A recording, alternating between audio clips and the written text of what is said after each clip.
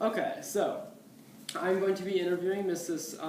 Maziko about the topic of autism. She's going to tell us a little bit about what she knows. She works with kids with learning disabilities, and she has some kids with autism, so she knows a lot about this topic. Very good source. Okay, so Ms. Maziko, can you tell us a little bit about your background? Just tell us about yourself, your experience with. I've been teaching for 7 years at Lakeside Middle School. I'm a mild disabilities teacher. Under my certifications, I have mild disabilities, and one of them is autism. I also can teach students with just learning disabilities. I can teach students with mild cognitive disabilities, moderate cognitive disabilities, and emotionally handicapped students. Okay, cool. So, in your experience, what kind of learning disabilities do you see most often in clients? I would say the most is the specific learning disability, where a student just has a disability that is maybe just in math or language, or maybe both. They struggle with the reading, they struggle with the math concepts, they just struggle with some and need a little bit extra help. They really don't need a whole lot of support, so I see a lot of that. Okay. In your opinion, or at least maybe not opinion, what does it mean to be on the spectrum of autism? A student that is on the spectrum of autism means that they can have anywhere from like a mild autism or up to a severe autism. That means they could just have a few symptoms or a lot, and there's different combinations all over the spectrum. So some students are down with just a few, and then there's the ones that have the very severe that I've worked with all students on the whole spectrum. So. Cool. Okay, so what factors, at least that we know of so far, contribute to developing autism? Well, they're not quite sure why students have autism, but they do kind of, when you do the studying of autism, you can see that it's a communication disorder. So a lot of times it's diagnosed before a child is 3 years old. So maybe they're not communicating, not giving eye contact with the parent, those kind of things. It's definitely communication. Don't speak or have trouble. Don't interact with their peers. So those would be some symptoms of autism. Okay, yeah, I was doing that more research, and it says that they didn't know. I just thought. Okay, so is there anything that one can do to reduce the chance of developing autism, such as habits during pregnancy or habits raising a kid? Because I know you could have teratogams in pregnancy that could affect a child's ability to develop. So do you think those play a role? I don't always agree with that. I had a student that was on the severe, and because before I was a teacher, I was a behavior therapist, and I worked with students that had just autism. That was my specialty, and they would change the student's diet. That did help them, but we don't know that that was the cause of that it was a toxin, or if the student hereditary. They say sometimes. I know that complications during pregnancy could be it. So to prevent it, I don't know that you can. I think that it's just sometimes it just happens. But I think there are definitely things that you can do to help students with autism. Ease it a little bit. Yeah. Okay. What are the earliest signs or symptoms of autism? As I discussed earlier, the symptoms would be, not communicating, not the following the eye contact as an infant, Mm-hmm. not coming, a conversation back and forth. Well, a baby doesn't have it, but a baby will smile at a parent. Babies with autism don't necessarily smile back. So you can detect it, like I said, usually by the age of 3, you know if your child has autism. Okay. Yeah. What types of help or accommodation are available to those with autism? There's a lot of accommodations that we can do to help our students. Right now, I have a student that wears headphones when there is too much going on and he cannot take all the different noises in the classroom. He will put his headphones on. Actually, on Friday, he asked if he could wear his headphones, and I said yes. We can do different things like that. We can do tactile things where we can have things in their hands. We can do things we have different services such as we have our auditory, we have speech therapy, we have things like that we can do to help them. We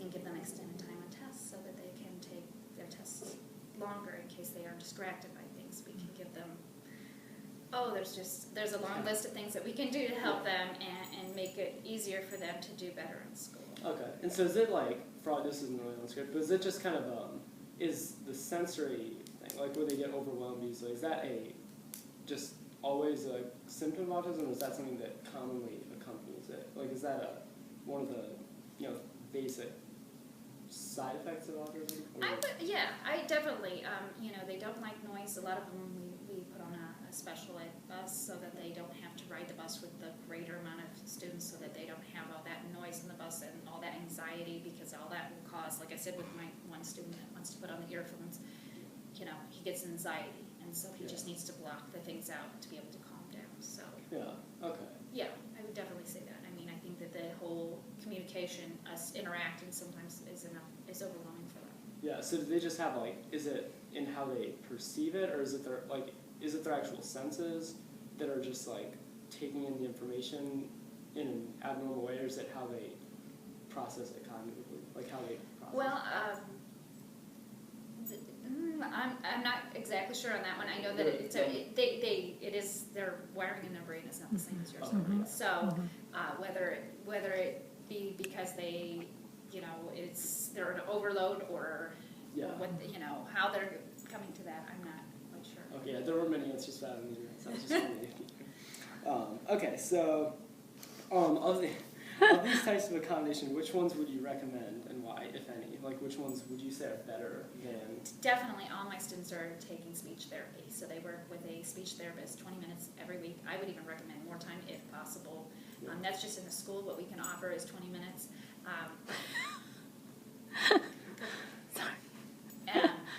But that gets them to interact with other people. It gives them helps with their verbal communication skills. So I think that that's definitely something we can do for them. And like I said, putting them on a special ed bus has definitely helped them, because they don't have that anxiety about getting to school or leaving school. They know that they have that protection on the bus. Yeah. So it's quiet. Usually there's only a few other students on the bus. Yeah.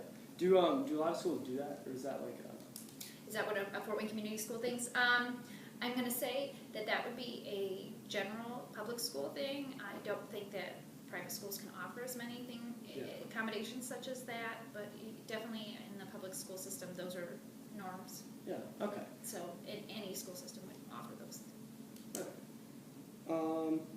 Okay, this one we might have already kind of hit this. What are the most common symptoms of autism, and are some easier to deal with, not necessarily treat, but are some easier to, or necessarily cope with, are some easier to alleviate than others?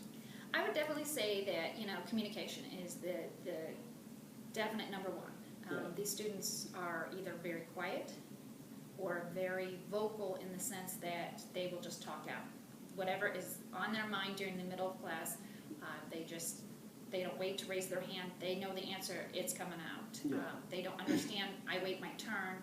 In a game, the communication, they don't take in what's around them. It's just about about them. Yeah. So I have both students right now. I have two that are very vocal and will just give the answer, and then I have one that I can ask him 100 times and he'll never give me the answer. He does not want to. He does not speak very, very much. Occasionally, I can get him to interact, but communication. So they're on one end or the other usually. So it's kind of polarized. Yeah. So there are things we can do. I just continue will we raise our hand when we want to give the answer? Just. Either way, you just kind of need to teach them. Yes. Okay. And they do. They learn. Okay. In your experience, what are some leisure activities that work well or do not work well for children with autism, and does this vary by individual?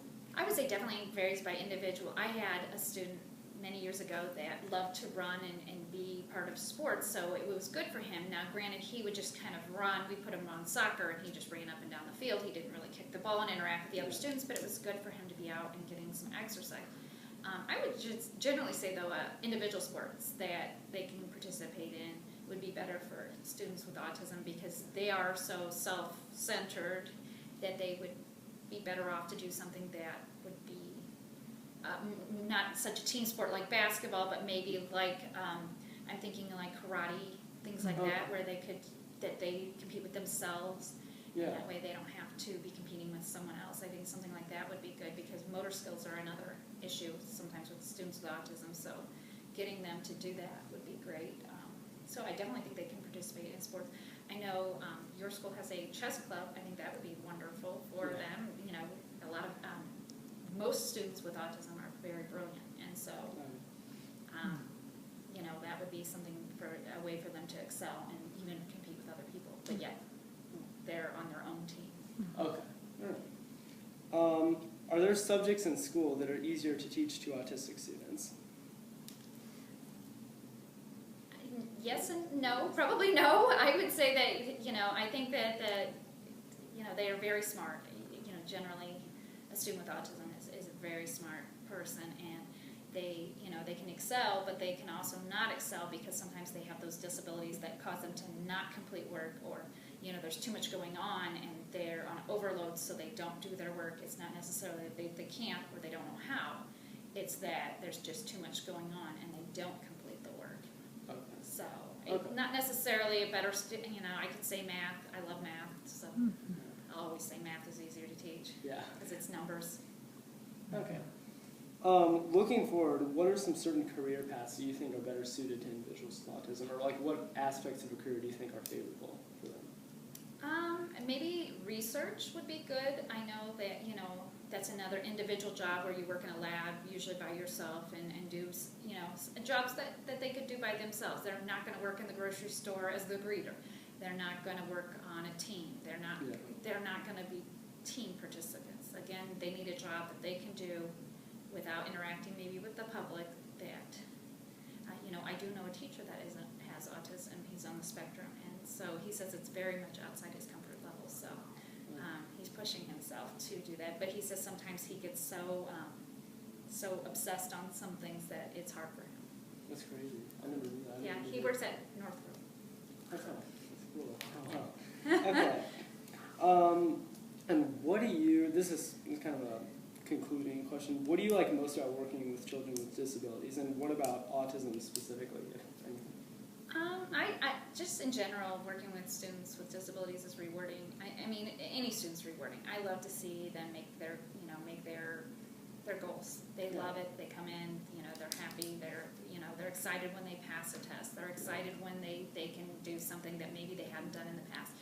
And so I get to celebrate that with them. And usually with my smaller class sizes, I'm able to do a celebration, maybe with a pizza party or something like that, where if I had 30 students in a class, I couldn't necessarily celebrate the small things. But I think that, you know, I definitely have relationships with my students a lot better because of my smaller class sizes. So I love my small classes. I love, you know, teaching them and getting to know them, because we do, you know, I said this class that I have right now, I've taught 6th, 7th, and 8th, and it's going to be a hard one when they leave because I've known them for 3 years. That's crazy. So that'll be hard.